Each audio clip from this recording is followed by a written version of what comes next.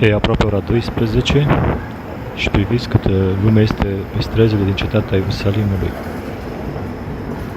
Noi tocmai am intrat prin Jaffa Gate, prin poarta Jaffa, și ne îndreptăm spre Sfântul Mormânt pentru a participa la o liturghie de noapte care va începe undeva în jur de ora 12.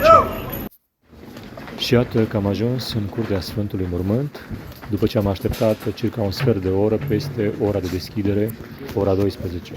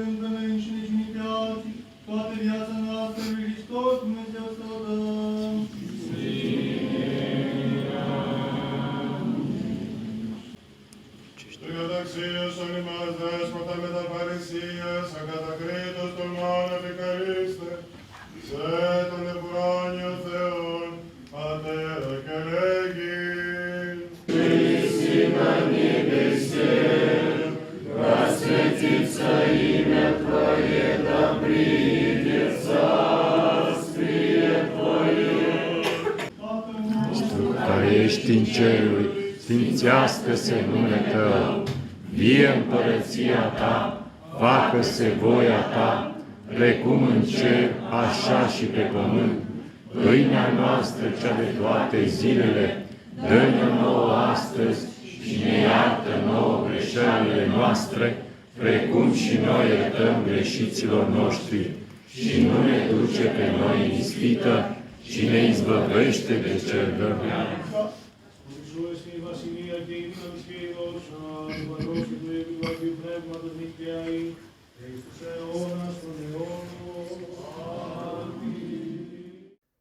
Suntem în fața Sfântului Mormânt oferit de către Iosif din Arimatea.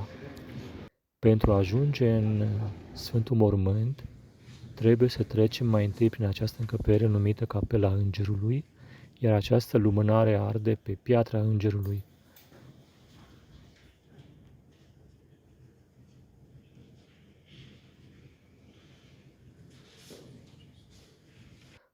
Prin acest orificiu se împarte Sfânta Lumină în sâmbătă de Paști de către Patriarhul Ierusalimului.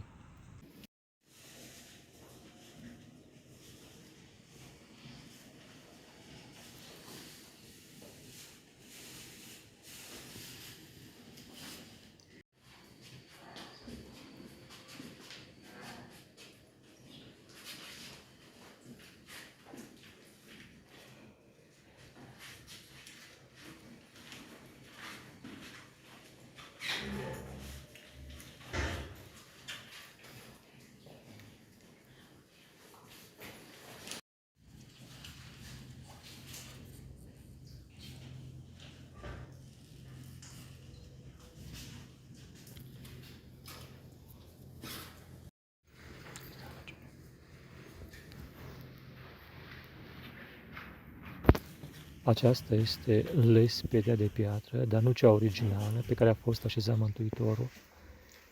Cea originală se află mai jos, iar aceasta a fost pusă ca să o protejeze pe cea originală.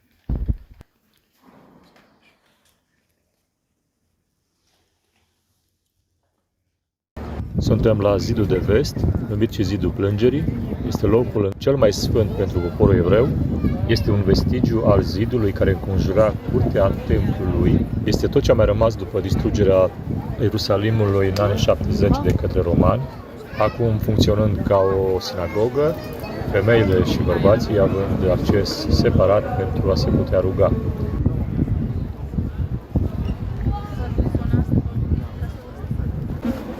În fața noastră e zidul plângerii, cum am zis, noi spunem zidul de vest. Și să vă explic de ce. Cel mai sfânt loc pentru noi, pentru evrei. Și asta trebuie să vă explic. Am venit aici pentru că de aici vedem foarte bine Domul Stâncii, cupola urită.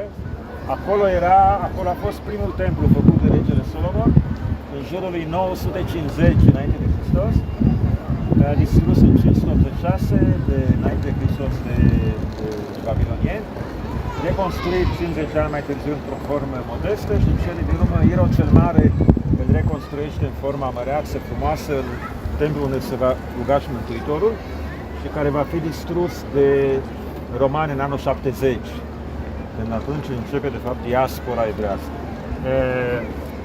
Și locul unde se află Domul Stâncii se cheamă Muntele Templului. Când vom fi pe Muntele Măslinilor, adică noi suntem acum sub Domul Stâncii, când vom fi pe Muntele Măslinilor, vom fi deasupra și de acolo vom putea vedea că toată zona din jurul Domnului Stâncii e ca o esplanadă, ca o piață imensă, nu arată ca un munte, ca o colină, deci locul e denumit și azi Muntele Templului. Când regele Solomon face primul templu, construiește, el nu schimbă forma de colină care era, dar Irod cel Mare, înainte de a construi templul, construiește în jurul colinei 4 ziduri mari de susținere, creează în felul ăsta un vid imens pe care îl umple cu sute de mii de tone de pământ, vorba de operațiuni inginerești care și în ziua de azi sunt foarte complicate. El a făcut asta în urmă cu 2000 de ani, în sfârșit, și în felul ăsta creează un vid, îl umple cu sute de mii de tone de pământ și în felul ăsta anulează forma de colină, creează un platou. Pe platou construiește templul. Când romanii distrug templul în anul 70, din templu nu rămâne nimic, rămân vestigii din cele 4 ziduri de susținere. Ce vedem în fața noastră e ce a rămas din zidul de vest. Cele 4 ziduri, ăsta era zidul de vest și e cel mai sfânt pentru noi pentru că e cel mai aproape de Sfânta Sfintelor. Adică unde este acum Domul Aurit, Domnul Aurită, era o încăpere, era templul și era o încăpere unde era ținut chivotul sfânt cu care au mers evrei în Egipt, în Exod, toiagul lui Aron și așa mai departe. Numai marele preot avea voie să intre acolo, numai o zi pe an, de Yom Kippur. Și din cauza asta, zidul care vedem în față, care continuă, apropo, aici sunt vreo 100 de metri, mai sunt încă vreo 400 de metri care continuă fiind deja un perete de fapt al construcțiilor mai târzii care au fost făcute. Cum vedem ce este acolo, are partea din dreapta e zidul plângerii, dar el continuă așa în stilul ăsta, este unul din cei patru pereți ai construcțiilor ulterioare. Oricum, de asta e cel mai sfânt, pentru că e cel mai aproape de Sfânta Sfintelor, unde se roagă oamenii acolo la zi. Nu-i nivelul originar al drumului, al străzii rodiene, 20 de metri mai jos. Sub noi, toată zona asta este de fapt un oraș subteran imens la care se lucrează în ultimii ani. Sunt tuneluri, sunt lucruri interesante, dar asta nu e acum treaba. Așa că este o intrare aici drept înainte pentru doamne și cealaltă parte pentru bărbați, adică e un fel de sinagogă, așa că intrare separate bărbați-femei. Avem, apropo, să nu uite aici tunelul ăsta care vedem, podul duce la o intrare, care e singura intrare spre Muntele Templului, sunt 10 intrări spre Muntele Templului, toate permise numai musulmanilor, singura intrare permisă nemusulmanilor, adică evreilor, turiștilor, este asta de aici. Tunelul ăsta, podul, a fost făcut în urmă cu mai bine 20 de ani, a fost un cutremur și era primejdie și azi să se prăbușească, din cauza asta a fost podul. Israelul de câte ori a încercat să facă lucrări de consolidare, musulmanii au sărit în sus cu ideea că de fapt e un pretext, treaba că de fapt Israelul vrea să distrugă moscheile, adică Domnul Stâncii azi e un loc musulman, Moscheea El-Aqsa, vrea să distrugă moscheile ca să construiască al 3-lea templu. Nu avem treaba asta, așteptăm al 3-lea templu, sunt ultra de obicei, mai puțin nu religioși, mai mult ultra naționaliști, cu ideea să distruge moscheile ca să construim al 3-lea templu. Religioșii, în marea parte, spun când va veni Mesia, noi îl așteptăm pentru Mesia, când va veni Mesia, al 3-lea templu va coborî gata făcut din cer. Pentru mine, al 3-lea templu a coborât deja din cerul în urmă cu 75 de ani, 1948. Pentru mine, al 3-lea templu este statul Israel și e important să existe moscheile, chiar că nu le garantează, dar în sfârșit, e o dinamită politică, religioasă și așa mai departe. Așa că la zid puteți atinge zidul, puteți scrie bilete, puteți pune bilete. Nu ne facem semnul crucii sau trebuie să ne închinăm că e un loc evreiesc, dar puteți pune bilete în ce limbă vreți. El știe toate limbile românești, sigur știe asta. Puteți spune și românește, nu funcționează.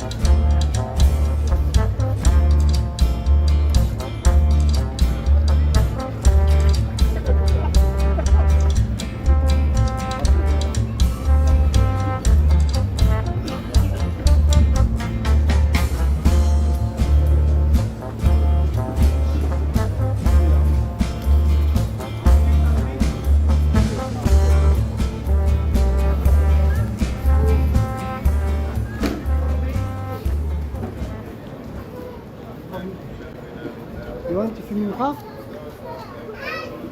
Yeah.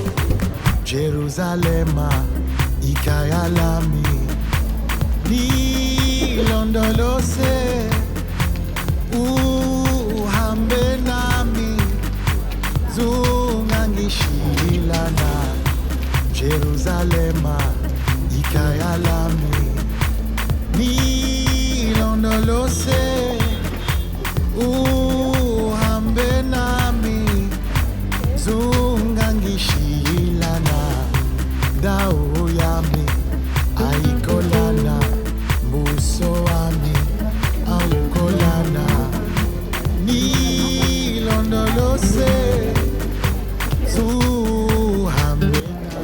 Ne îndreptăm spre Biserica Adormirea Maicii Domnului de pe Muntele Sion. Nilondolose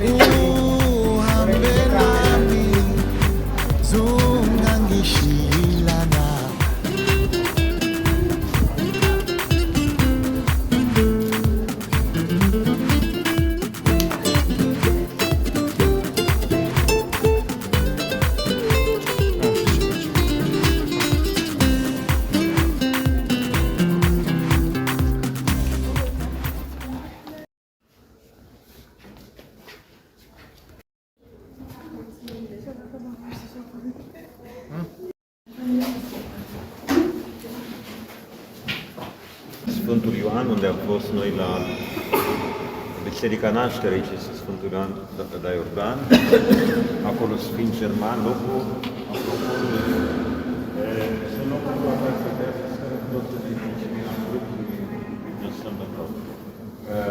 e domeniul german, apropo de ce spuneam. 1898 vine aici în vizită Kaiserul Wilhelm al II-lea, Kaiserul Germaniei, și începe să construiască a venit pentru inaugurarea unei biserici care e aproape de Sfântul Mormânt, Biserica Mântuitorului, și a început să construiască și Augusta Victoria, care a văzut-o pe muntele Măsinilor, și aici dormirea Maicii Domnului. El era protestant, adică Augusta Victoria aici era catedrală protestant, însă avea și supuși cetățeni, cum sunt și azi în Germania, și protestanți și catolici. Aici e catolică biserică, catolică benedictină. Acolo este Sfântul Benedict.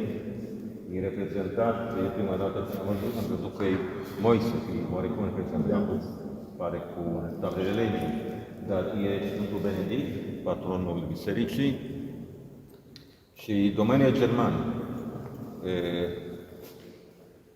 Acolo, de exemplu,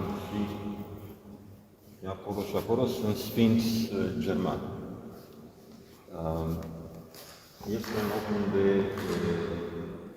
principalul loc, noi coborâm pe acolo imediat la cripta bisericii, unde este o reprezentare a Maicii Domnului adormite. Acolo avem și o prezență românească. Cum am zis, Maica Domnului adorme aici, pe Muntele Sion, și de aici este dusă lângă Ghețimani, la Ghețimani, unde acolo este biserica, de fapt și acolo e Ghețimani, toată zona e Ghețimani, nu numai biserica Ghețimani unde am fost. Și acolo este îngropată și acolo se înalță la cer.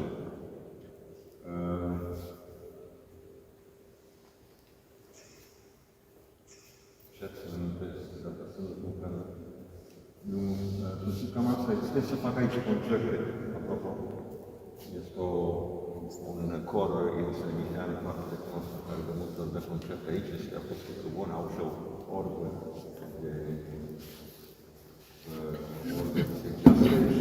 pe podea este un zodiac. Zodiacul e un motiv păgând, de fapt apare și în sinagogi vechi și în biserici.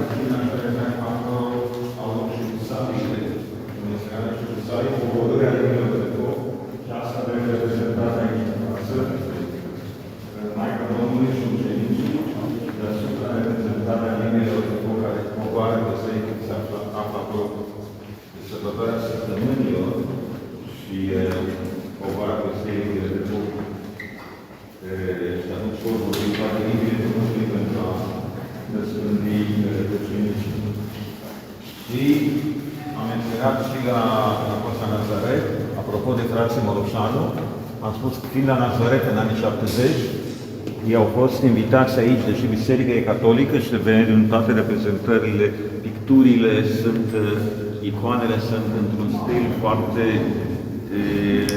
catolic, și ei au aici, avem asta că vă provoc să găsiți singuri, ca un stil foarte, foarte clar.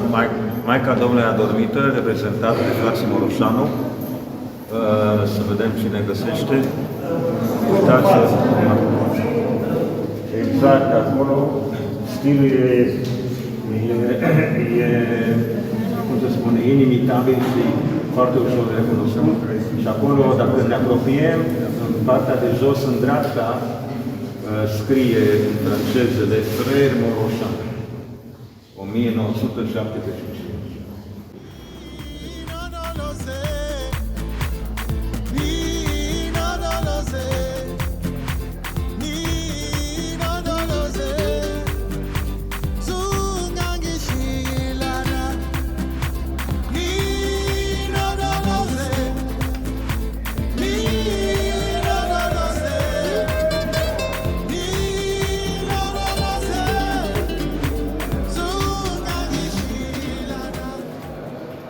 Acum mergem spre foișorul Cine cel de taină.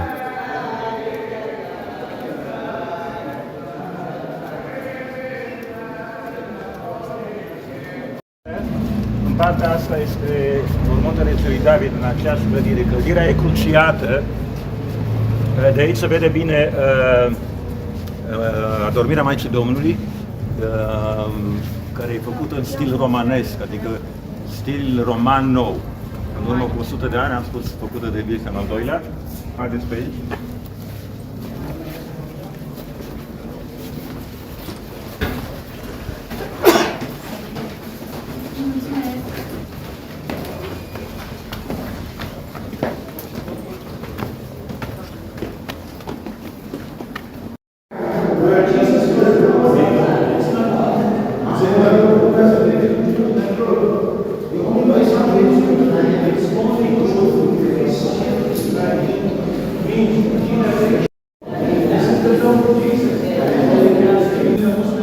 Suntem la cina cea de taină.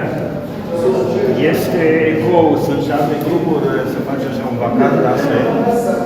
Clădirea nu este clădirea originală, locul unde Mântuitorul le spune ucenicilor să pregătească sărbătoarea azimelor, adică sărbătoarea prima zi a sărbătorii de Paște la evrei. Paștele la evrei e ieșirea din Egipt, menționarea ieșirii din Egipt.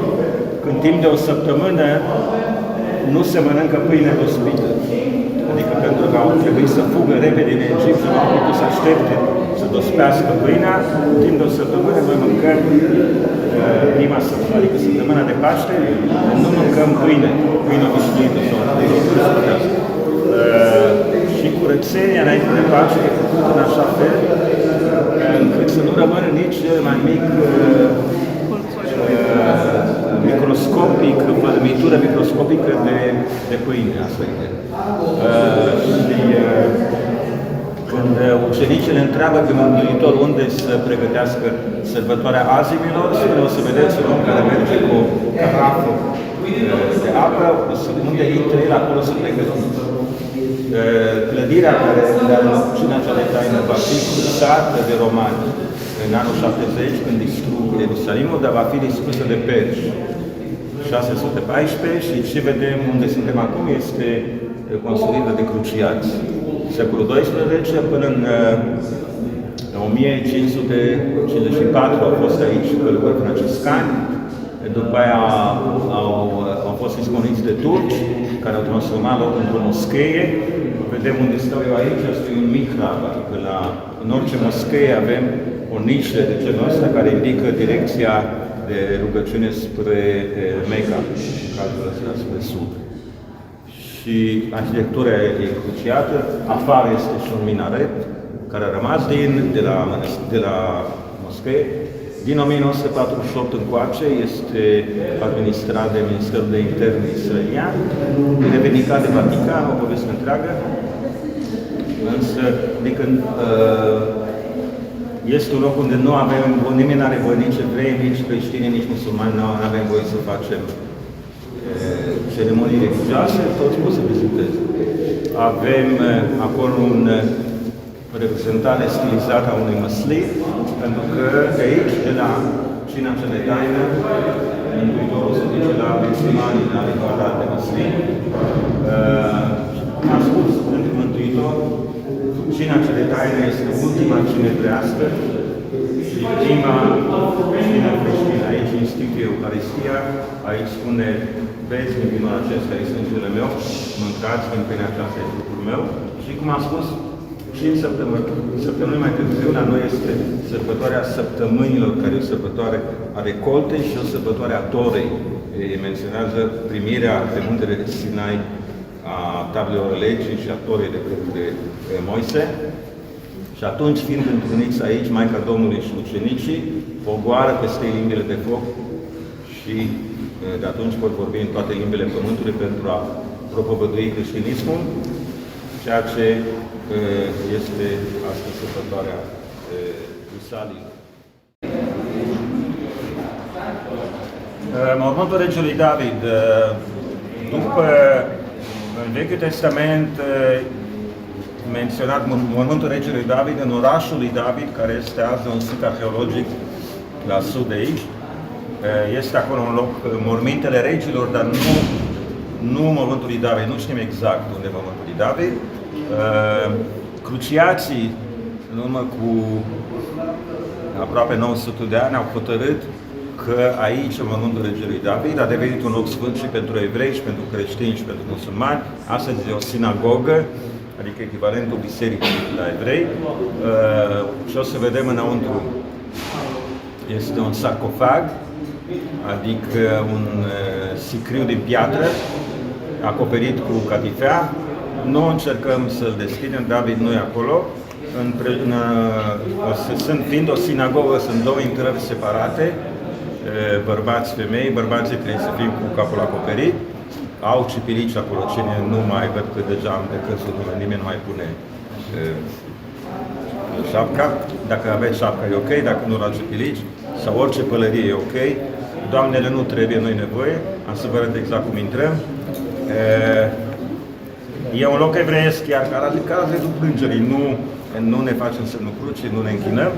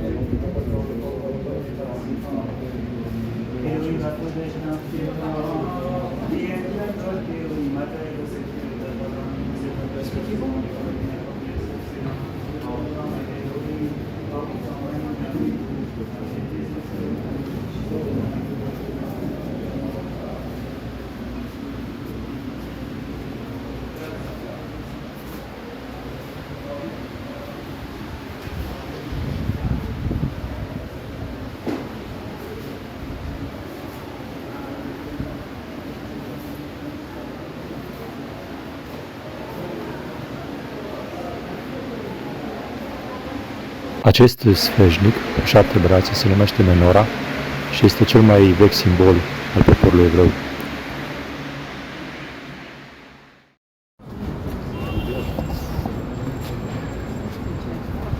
Suntem la Ierusalim, în cartierul evreiesc Mea Shearim, unde avem o oază de creștinism românesc, și anume așezământul românesc de la Ierusalim. Este reprezentanța Patriarhiei Ortodoxe Române la locurile sfinte. Încă de la intrare ne întâmpină o atmosferă plăcută, cu flori, cu alei, băncuțe, copăcei ornamentali, iar biserica este construită, după cum vedeți, în stil bizantin. Dregărul, Ce aparate? Ce? Nu știu ce aparate, că nu știu mai ceva aparate. Iar, uitați. O zi Sfântul Gheorghe.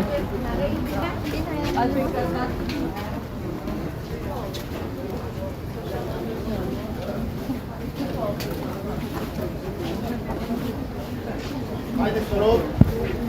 Haideți! Haideți.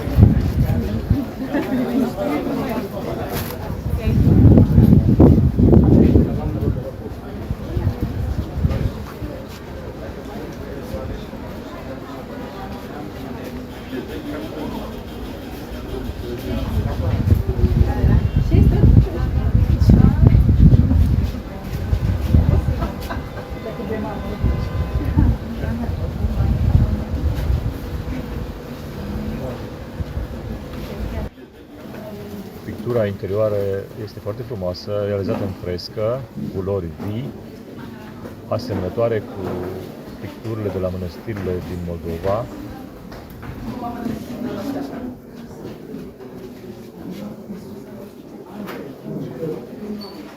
Este mahrama unică față de Hristos. Nu face coantă. Iar aici avem o hartă a României întregită. Nu știu.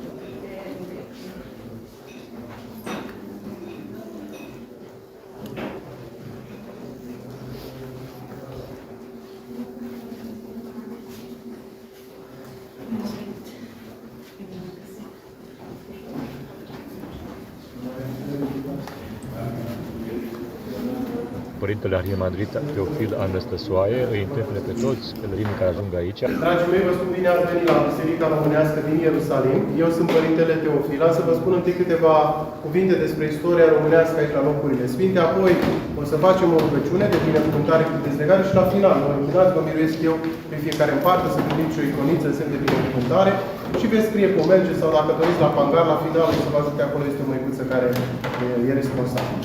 Așadar, biserica aceasta în care ne aflăm, dragii mei, este prima biserică construită de români la locurile sfinte. În total avem 3 așezăminte în Țara Sfântă, românești, zidite de-a lungul timpului. Cea din Ierusalim, în care ne aflăm acum, a doua biserică a fost zidită pe malul râului Iordan, schitul românesc de la Iordan, cea de-a treia în orașul biblic Ierihon. Aici tot ceea ce vedeți este opera arhitectului român Ionescu Berechet, care a fost șeful arhitecților Patriarhiei Române și a ridicat această biserică la începutul veacului 20, ajutat fiind de români din toate regiunile țării, care au dorit să pună o cărămidă aici în Țara Sfântă. De exemplu, Catapeteasma sau Tâmpla a fost sculptată în lemn românesc la Mănăstirea Căldărușan, de lângă București. Este opera unui călugăr român pe nume Ionim Balitoniu, care era originar din Banat, iar modelul acesta de catapeteasmă l-a realizat inspirându-se după celebra catapeteasmă de la Mănăstirea Curez, din zona Vârcii, cunoscută arhitoria Sfântului Constantin Brâncoveanu. Deci este artă românească veche. Am rugămintea să faceți un pas mai în față, să vină și cei din spate ca să mă audă, da? Haideți, un pas mai în față, vă rog. Apoi, icoanele de la catapeteasmă au fost pictate de un pictor din Târgu Jiu. Pictura murală în tehnica fresco a fost făcută tot de Victor Român, un album condus de Ghiță Popescu, după Erminia bizantină veche, iar pictorii aici au dorit să introducă și unele elemente românești. De aceea, când au pictat veșmintele Sfinților, se vede în friza mediană, mai ales că foarte multe ornamente de pe hainele lor au fost inspirate din portul popular românesc. Priviți cum este pictată Sfânta Elena, în partea stângă, aici a dumneavoastră. Împărăteasa Elena a fost pictată cu mantie de împărăteasă, coroană pe cap, dar pe dedesubt poartă iie și catrință românească îmbrăcată într-un costum țărănesc din zona Mușcelului. Sau, la scena nașterii lui Iisus, în arcadă sub boltă, sunt personajele care au venit să se închine pruncului nou născut la Betlehem. Știm din Evanghelie și din colinde, cum cântăm, că primii care au venit au fost păstorii de la Betlehem. Vă rog să observați cum sunt aici pictați păstorii, îmbrăcați în haine de ciobani români, inclusiv purtând în picioare opinci. Deci este o reprezentare unică, care are un mesaj special, și anume că aici este casă românească, de aceea și sfinții aici poartă haine românești. Biserica aceasta are ca și hram ocrotitor pe Sfântul Mare Mucenic Gheorghe. A fost sfințită de Patriarhul României în anul 1975. Patriarhul din vremea aceea se numea Justinian. A venit în Țara Sfântă într-un pelerinaj și cu acel prilej a sfințit această biserică. De ce l-a ales pe Sfântul Gheorghe ca și hram? Pentru că Sfântul Gheorghe este iubit de român, dar el este născut aici în Țara Sfântă. Mama lui era de origine din Betlehem, mama Sfântului Gheorghe. tatăl Sfântului a fost general în armata romană. Localitatea unde Sfântul Gheorghe a copilărit se află lângă aeroportul din Tel Aviv, unde ați venit dumneavoastră. Este un orășel micuț care astăzi se numește Los sau Lida și care în vechime purta numele de cetatea Diopolis. Așadar, fiind din aceste pământuri, este foarte iubit aici de creștini Sfântul Mare Mucenic Gheorghe.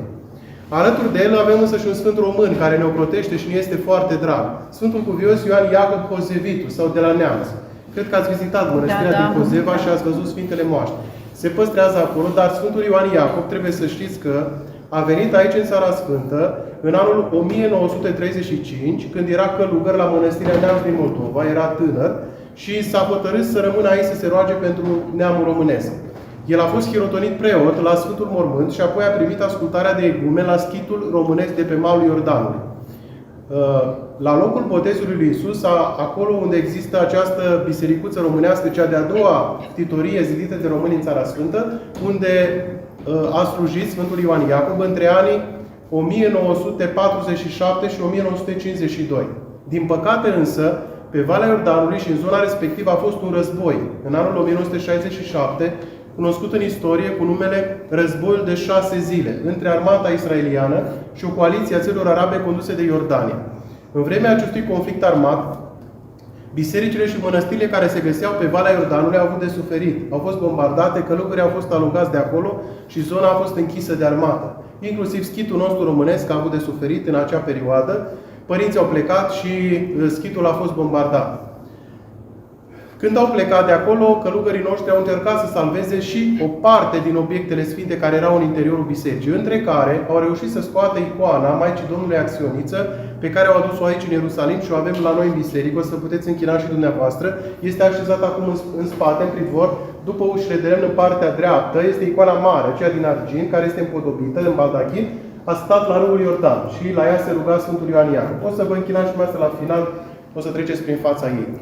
Noi acum o păstrăm aici în Ierusalim, sperăm ca în viitor să se poată întoarce la locul ei, pentru că în anii din urmă am reușit să demarăm un proiect de deminare a Văii Iordanului, adică au fost scoase bombele de acolo, s-a curățat terenul cu ce a rămas din vremea războiului, ne-am recuperat proprietatea și acum este șantier, se caută soluții pentru a putea repara biserica. O să vedeți imagini cu schitul românesc de la Iordan, într-un pliant pe care o să vi-l oferim fiecăruia la final când veți veni să vă închinați. Un pliant cu istoricul așezămintelor noastre din Țara Sfântă, inclusiv sunt poze actualizate și cu șantierul de la Iordan. Veți vedea cum arată biserica în care a bombardată, ce a mai rămas din ea, în care a slujit Sfântul Ioan Iacob. Cea de-a treia biserică românească din Țara Sfântă se găsește în orașul biblic Erihon. Este o biserică mai nouă. Proiectul românesc de la Erihon a pornit înainte de anul 2000 și a marcat anul 2000 pentru că, trebuie să știți, în Țara Sfântă anul 2000 a fost un an special organizat ca și an jubileu pentru creștini, adică pentru a celebra 2000 de ani de la nașterea lui Iisus. Au fost mai multe evenimente atunci. În noaptea de Crăciun, anului 2000, de exemplu, la Betlehem, în Biserica Nașterii lui Iisus, a fost invitat să concelebreze toți patriarhii ortodoxi din lume. A venit atunci aici și Patriarhul României, din vremea aceea, Patriarhul Teoctist. Și a slujit la Betlehem, în noaptea de Crăciun, Patriarhul nostru, iar apoi a doua zi după acest eveniment a mers la Erihon și acolo a sfințit lucrările începute la noua biserică românească, care a primit ca și hram principal tocmai sărbătoarea Nașterii Domnului sau Crăciunul, pentru a marca și noi românii aici anul 2000, anul jubileu. Suntem un popor creștin care de 2000 de ani și noi aproape am fost botezați de unul din apostolii lui Iisus. Mă opresc aici cu detaliile istorice, o să găsiți mai multe informații despre așezămintele noastre și fotografii actualizate în acest pliant pe care o să vi-l oferim. Înainte însă de a face rugăciunea de dezlegare și de binecuvântare, aș vrea să vă pun la suflet și un mic îndemn duhovnicesc, pentru că zilele acestea vă aflați ca și pelerini împreună cu părinții care vă însoțesc pe urmele lui Iisus. Pământul acesta pe care ne aflăm, dragii mei, se numește Pământul Sfânt. De ce? Acest pământ a fost atins de Iisus și a fost sfințit. Aici păstrează urmele pașilor lui.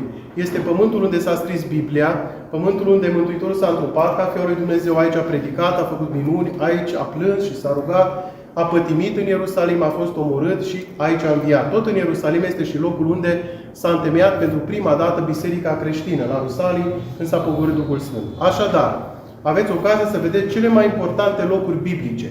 Și văzându-le o să înțelegeți mult mai bine apoi Scriptura. Sau când veți participa la biserică și veți asculta cuvântul preotului sau dacă veți dori să citiți acasă Biblia, lucrurile o să vi se descopere cu totul deosebit. Pe lângă călătoria aceasta biblică, mai aveți însă ocazia zilele acestea să faceți un lucru de folos și pentru suflet. Aveți șansa, dragii mei, să vă rugați la locurile unde s-a rugat Iisus. Să știți că de aceea rugăciunile care se fac în Țara Sfântă sunt speciale. Aici s-a rugat Domnul. Aici a învățat și pe apostoli să se roage. Amintiți-vă cum îi îndemna pe ucenici Iisus să se roage. Le spunea așa: cereți și Vi se va da. Vă îndemn și eu să vă gândiți bine ce cereți, să cereți și să vă rugați cu credință pentru dumneavoastră, dar și pentru cei dragi. Sunt sigur că îi pomeniți pe copii, părinți, prieteni, apropiați, rudenii sau cunoscuți, cei care sunt plecați dincolo de zare și care au nevoie de rugăciunile noastre. Pentru că aici e și locul unde Iisus s-a rugat și pentru dușmani. Când era pe Golgota, pe Sfânta Cruce, vă amintiți acest moment, Mântuitorul era pironit cu brațele în cuie, în fața lui erau cei care l-au răstignit pe nedrept și care îl culeau împreună cu tâlharii. Iisus nu i-a blestemat, nu le-a vorbit urât, doar ridicându-și ochii către cer, a zis o rugăciune: Tată, iartă-i că nu știu ce fac. Și a iertat chiar și pe vrășmași. Aceasta este adevărata cale creștină. Prin aceasta se deosebește un creștin de oricare alt om din această lume. Dacă putem să iertăm și să iubim ca și Iisus. Sigur că nu e ușor să facem acest lucru. Puterea însă de a ierta și de a iubi o primim de la Iisus. Și aici se simte în mod special această putere, cum vă spuneam, pentru că pământul acesta a fost sfințit și a primit un har special, pe care îl primesc și pelerinii care vin aici, așa cum sunteți dumneavoastră în aceste zile. Deci, vă doresc ca să aveți un pelerinaj cu folos, să vă întoarceți la casele dumneavoastră, ducând și binecuvântarea și harul Țării Sfinte. De altfel, toți cei dragi, când vă veți întoarce acum, o să vă întrebe: cum a fost în Țara Sfântă? Ce ați văzut acolo? Cum v-ați simțit? Le veți povesti, le veți arăta și fotografii sau filmări pe care le faceți aici. Poate le veți duce și mici daruri duhovnicești, amintiri, însă vor simți cu adevărat că v-ați întors de pe Pământul Sfânt dacă veți fi puțin mai buni. Acesta e rolul pelerinajului, să ne apropie de Iisus. O picătură din bunătatea Lui să se odihnească și în sufletele dumneavoastră. Amin. Amin.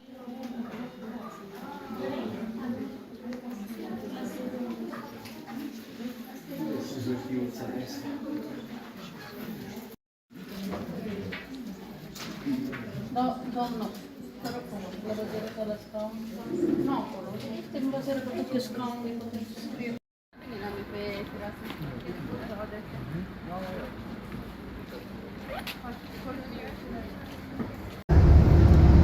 Este un loc frumos, pitoresc,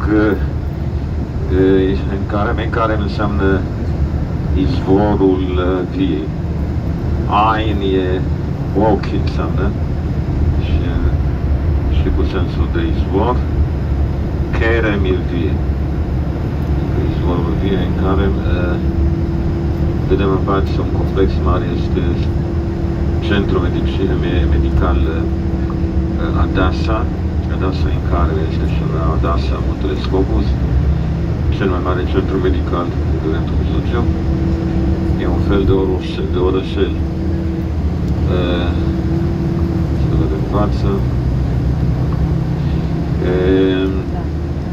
Sunt multe biserici, imediat o să vedem în fața noastră iar o turle cupole aurite. De obicei vedem ceva aurit, înseamnă că e ceva rusesc. Am fost la Paris în urmă cu vreo 10 ani, am văzut ceva aurit, m-am apropiat, era podul Alexandru, nu știu care, al treilea decât Sadu. Așa că de obicei e aur luat de la alții, n-am spune. Vedeți în față, se vede Biserica Gornei. Am spus 4 domenii rusești.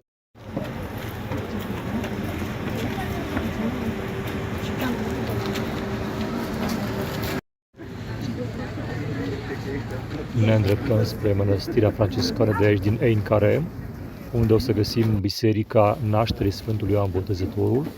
Aici s-a născut Sfântul Ioan Botezătorul, în casa părinților săi, Sfinții Zaharia și Elisabeta. Ein Carem este un cartier al Ierusalimului, o oază de verdeață, fiind preferat ca destinație de weekend sau de vacanță.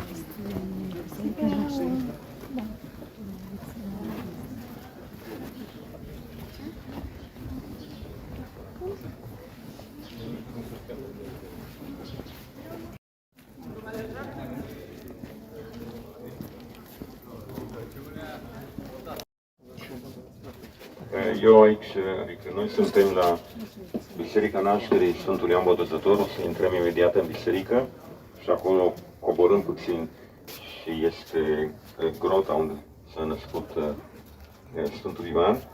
Aici am venit pentru că avem de ziduri rugăciunea în latină Benedictus, binecuvântat este Domnul Dumnezeu.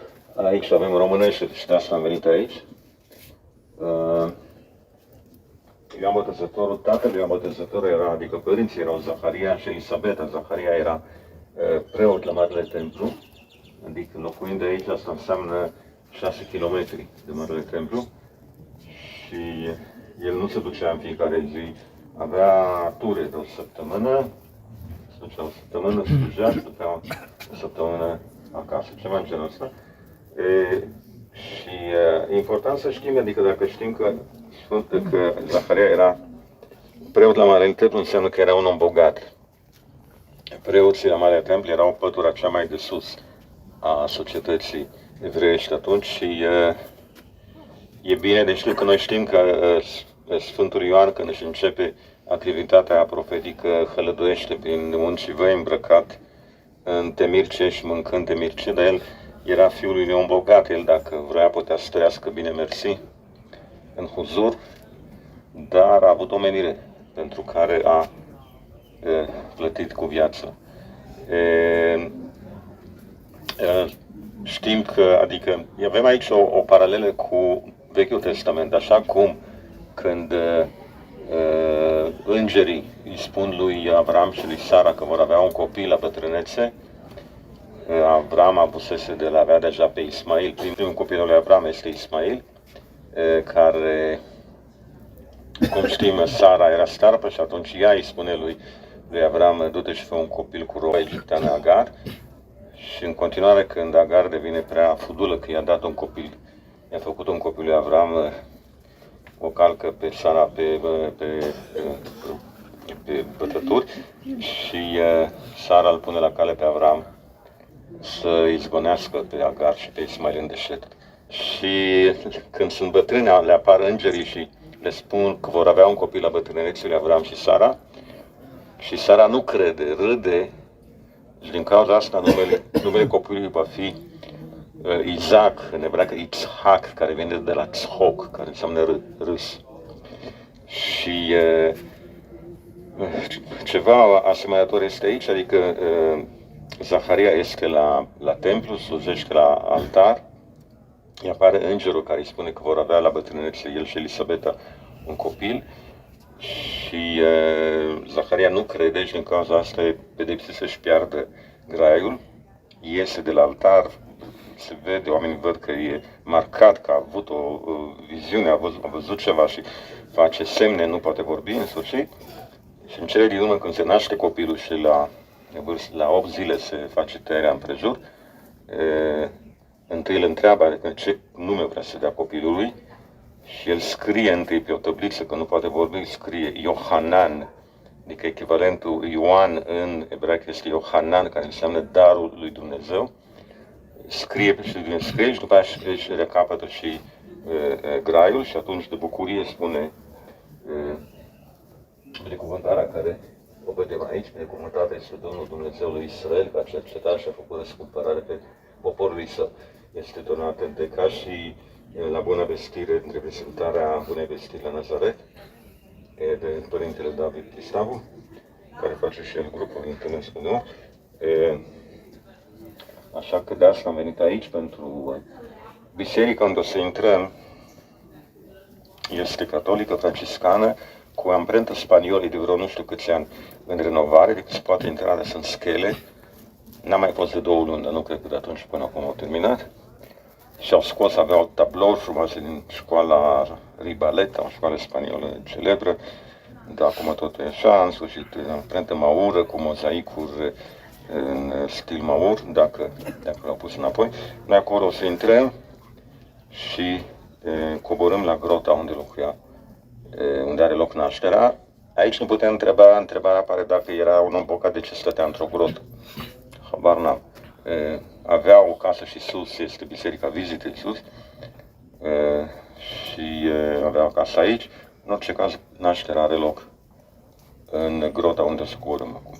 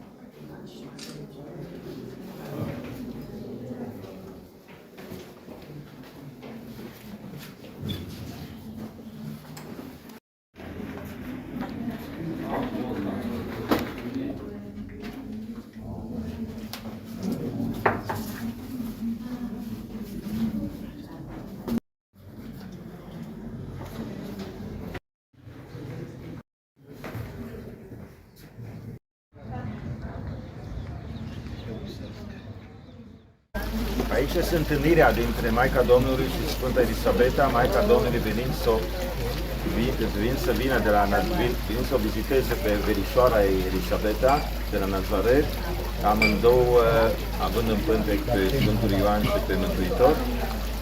Mai sus este biserica care menționează întâlnirea când pruncul Ioan, simțind prezența Mântuitorului în pântecul Sfintei Elisabeta, resaltă, iată ce spune rugăciunea care în latine e Magnificat,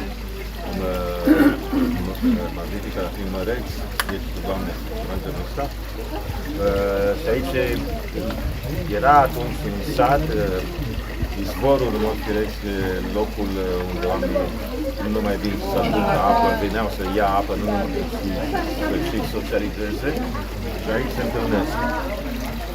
Așa că apa nu e bună de băut și să ne suntem aproape de centru medical Adasa, care se pare că adică sunt filtrări de apă reziduală de acolo, așa că nu bem apă de aici, dar putem atinge apa, putem, deasupra este o moschee, adică până în 48 satul era un sat musulman, este minaretul moscheei care era.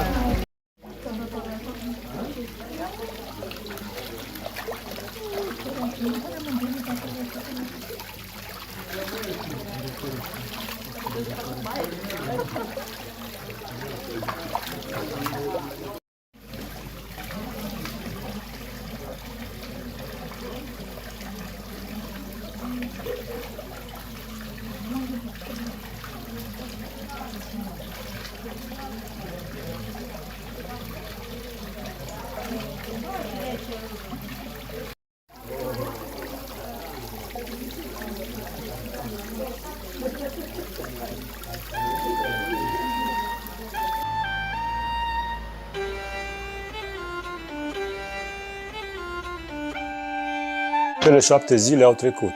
Se cuvine să-i mulțumim părintelui Dorin Parget de la Câmpenești, județul Cluj, conducătorul nostru de grup, părintelui Dan Vasile de la Mocod, domnului Amirav, ghidul nostru, care în cele 7 zile ne-a purtat prin tot Israelul și ne-a dat informațiile de care am avut nevoie, șoferului de la Ilen Tur, care de asemenea a avut grijă de noi, ducându-ne în siguranță.